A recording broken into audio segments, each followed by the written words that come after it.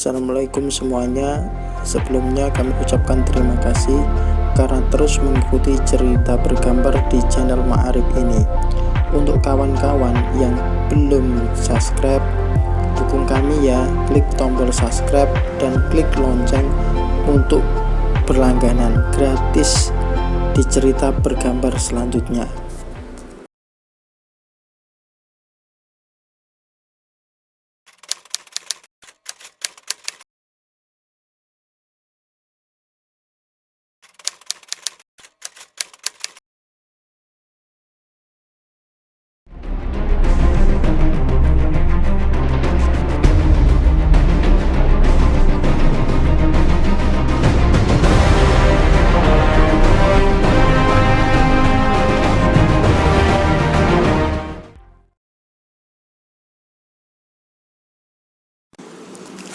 Kiai Haji Turmudi Al-Huda lahir pada 4 Juni 1948 di Desa Cokro, Kecamatan Mladu, Kabupaten Batang.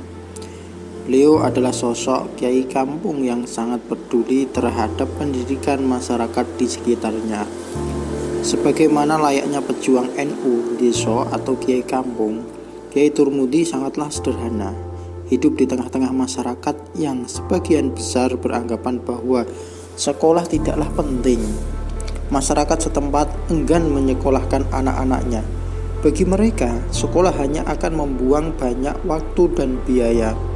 Menurutnya, dengan bekerja mereka bisa menupuk pundi-pundi kekayaan dan bisa menjalani hidup layak. Demikian kalimat yang sering diungkapkan para pekerja sukses level kampung yang mengadu nasib di Jakarta menjadi tukang bakso keliling atau lain sebagainya.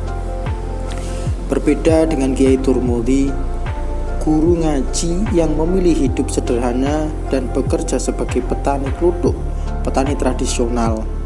Ini memilih bertahan hidup di kampung halaman dan mengajar anak-anak mengaji. Kiai Turmudi lebih memilih jalan untuk tetap menjadi seorang petani. Meski untuk sekedar memenuhi kebutuhan hidupnya, beliau harus bekerja keras membanting tulang peras keringat di tengah teriknya panas matahari. Hal ini dilakukan karena beliau peduli dan mempunyai impian besar agar anak-anak di kampungnya harus tetap mengaji, memahami ajaran agama Islam Ahlus Sunnah wal Jamaah, dan mereka dapat mengerti bahwa pendidikan itu sangatlah penting. Untuk mewujudkan impian itu, Kiai Turmudi yang memiliki 4 anak menguatkan niat dan membulatkan tekad agar putra-putrinya kelak bisa sekolah dan terus belajar untuk mencari ilmu. Nasihat itulah yang selalu ditanamkan terhadap keempat buah hatinya. Beliau berharap kelak putra-putrinya dapat mewarisi perjuangannya untuk membuat masyarakat di sekitarnya mengerti pentingnya pendidikan. Sebagai guru ngaji dengan penghasilan pas-pasan, Kiai Turmudi nekat dan hanya bermodalkan niat serta keyakinan saja. Dengan usaha yang maksimal dan mengandalkan kekuatan doa, beliau berharap agar kelak impiannya bisa terwujud. Maha suci Allah, rupanya jika Tuhan sudah berkehendak, apapun bisa terwujud. Keajaiban pun menghampiri keluarga Kiai Turmudi. Semua buah hatinya bisa disekolahkan dan mondok di pesantren.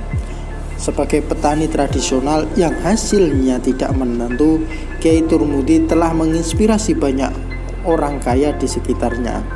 Pada tahun 1994, Kiai Turmudi tidak menyangka dapat menunaikan ibadah haji yang pada saat itu biaya tergolong sangatlah mahal dan tidak sebanding dengan penghasilannya.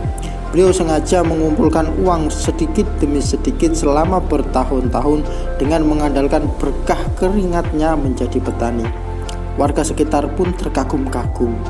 Mereka hampir tidak percaya bahwa Kiai Turmudi yang tingkat perekonomiannya kembang kempis justru menjadi orang pertama dan satu-satunya orang yang berkesempatan mendapatkan undangan ke Baitullah. Begitulah kalau Allah sudah berkehendak, segalanya tidak ada yang sulit bagi Allah Subhanahu wa ta'ala. Keberangkatan beliau ke Baitullah telah mendorong banyak orang kaya di sekitarnya untuk segera menyusul beliau. Begitulah keberadaan beliau sebagai petunjuk bagi orang-orang yang ada di sekitarnya, dan oleh sebab itu beliau diberi gelar haji sebagai Kiai Haji Turmudi Al-Huda. Begitu sosok Kiai Haji Turmudi Al-Huda, hingga sekarang beliau masih selalu mengajarkan baca tulis Al-Quran terhadap anak-anak kecil di kampungnya. Perjuangan beliau masih tetap istiqomah hingga memasuki era milenial seperti sekarang ini.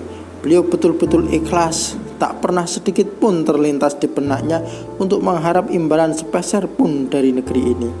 Cara berpakaian Kiai Haji Turmudi cukup sederhana dan khas, bukan karena sengaja agar mudah dikenal oleh orang banyak, tetapi memang itulah pakaian beliau satu-satunya. Hampir setiap hari beliau selalu mengenakan baju batik satu-satunya itu, sehingga baju batik bercorak khas batik Kabupaten Batang itu selalu melekat di tubuhnya. Sehingga tidak heran bila baju batik yang beliau pakai terlihat kusam dan sangat sederhana. Batik lusuh, bersarung dan berpeci hitam adalah penampilan beliau yang tidak dibuat-buat. Dengan berpakaian seperti itu, anggap saja beliau sedang melestarikan budaya dan tradisi asli nenek moyang bangsa Indonesia. Keberhasilan Kiai Haji Turmudi merupakan keunikan tersendiri yang perlu kita kaji dan kita teliti. Jika keberhasilan para sarjana yang pernah belajar khusus tentang metode pembelajaran tentu sudah biasa, tapi keberhasilan seorang yang belum pernah duduk di bangku kuliah seperti beliau tentu menjadi berkah tersendiri yang layak diapresiasi. Cara mengajar beliau hanya mengikuti bagaimana dulu beliau belajar mengaji kepada Mbah Kiai Haji Sulaiman Arif, pendiri Pondok Pesantren Asasul Huda, Desa Klawen, Kecamatan Bawang, Kabupaten Batang, Provinsi Jawa Tengah. Tempat beliau mondok berbekal restu dan barokah dari Mbah Kiai, beliau memberanikan diri menjadi guru ngaji. Beliau mengajarkan huruf demi huruf kepada anak-anak kecil di sekitarnya, dari mulai menghijah sampai lancar membaca. Tidak ada yang terlihat istimewa dari cara beliau mengajar, tetapi dengan cara yang biasa-biasa saja, itulah telah melahirkan banyak tokoh-tokoh masyarakat sekarang ada di sekitarnya.